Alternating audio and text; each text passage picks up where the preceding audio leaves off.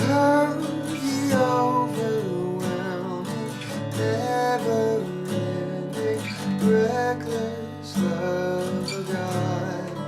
Oh, it chases me down, fights till I'm found, leaves the 99. I couldn't earn it, I don't deserve it. Still you give yourself away. Oh, the overwhelming, never-ending, reckless love of God.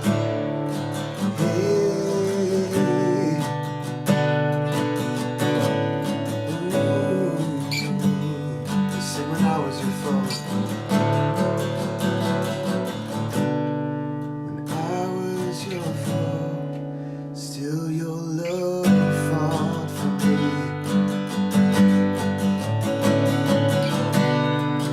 You have been so good to me.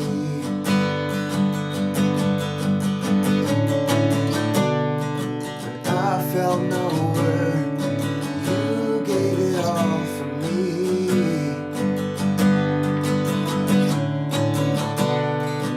You have been so kind to me. Sing. Oh, the overwhelming, never-ending, reckless love of God. Oh, it chases me down, fights till I'm found, leaves the 99.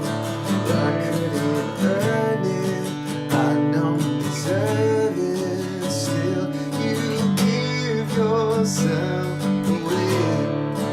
Oh, the overwhelming, never-ending, reckless love of God.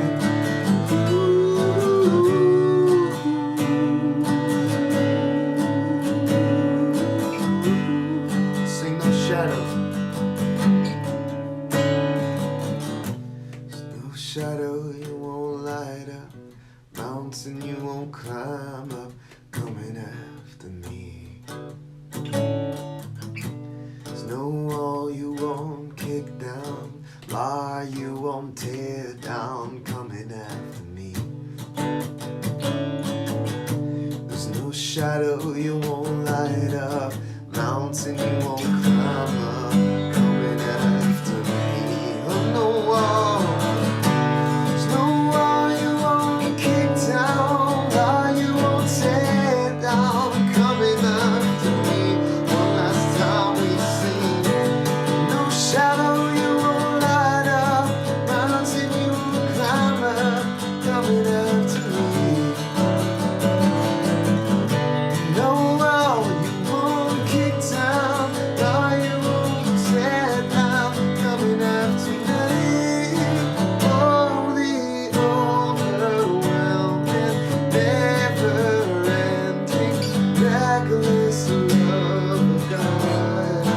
Oh, it chases me down, fights till I'm found, leaves 99. I couldn't earn it, I don't deserve it. Still you give yourself away. Oh, the overwhelming, never-ending, reckless love of God.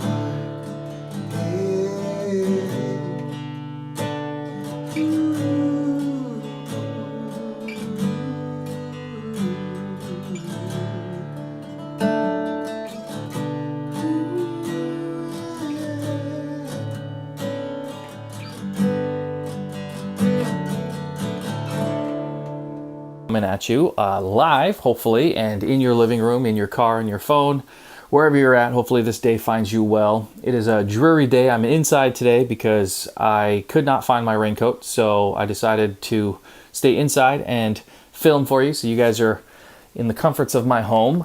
But I'm excited about today. We are going to be jumping around as we have in the 1 Year Bible There is a combination of Old Testament, New Testament scriptures and stories that we read from. Today I'm going to flip it on you a little bit, and we're going to start in Acts. We're going to start with the Apostle Paul. Paul has just asked for trial from Caesar, which some may argue that he did it and it was a mistake for his ministry, because instead of going free and continuing what he was doing, he is now bound to, as a prisoner, being sent to Caesar to appeal his decision, or his charges of, and all those other stuff. But then when you really look at it, he was wanted, he was persecuted, he was going to be killed where he was at. So this was an opportunity for him to go in safety with protection to these other places, sharing the news of Christ. So there's a lot of strategy that I think Paul knew about that maybe some of the other people didn't quite understand at the time. And then when you look back on it, it's amazing. So here he is in the middle of his voyage. He's on a ship, and we're going to start in verse 1 of chapter 27. It says, Paul sails for Rome. When the time came, we set sail for Italy. Paul and several other prisoners were placed in the custody of a Roman officer. So that was just the custom. He appealed to Caesar. He's a Roman citizen. He's going to be protected by Roman law and Roman guard. This officer is in charge of Paul's safety. He's in charge of Paul's well-being. So he goes where he goes. Anywhere that Paul goes, that's where the Roman officer goes as well. And so there's all of these little details about where they sailed, where they stopped, the wind, etc., etc. But then things started happening. In verse 8, it says, we struggled along the coast.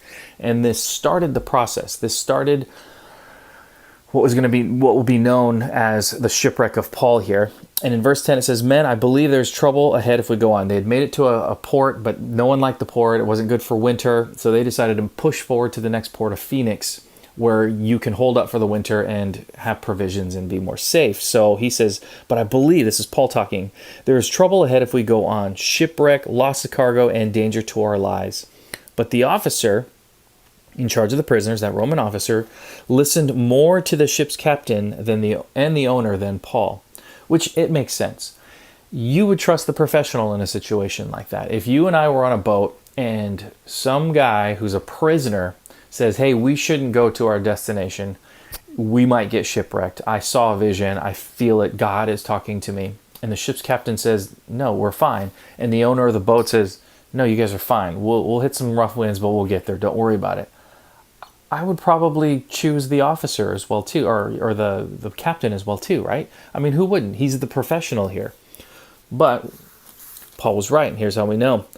Verse 14, but the weather changed abruptly, and a wind of typhoon strength called a northeaster burst across the island and blew us out to sea. And then some of these other things happen. Everyone's scared. They're tying everything down because the wind could blow off their sails and break their ship. So they're tying their ship together. And it says, the next day, as the gale force winds continued to batter the ship, the crew began throwing the cargo overboard. The following day, they even took some of the ship's gear and threw it overboard. The terrible storm raged for many days, blotting out the sun and the stars until at last all hope was gone. So this is a disaster movie situation right here. They are out to sea. The ship is continually carrying them further and further out to sea.